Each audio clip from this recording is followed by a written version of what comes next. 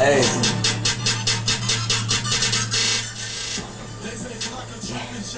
I'm gonna teach y'all how to train a dog. Really, you gotta pick on something big first. No, it's what you need. It's all the stuff you need. One, one, a newspaper. Two, a water bottle. Three, some running shoes. Look, it depends on what you're trying to do. You trying to teach a dog how to take a doo-doo outside. Whenever it doo-doo on the house, make it smell it or eat it.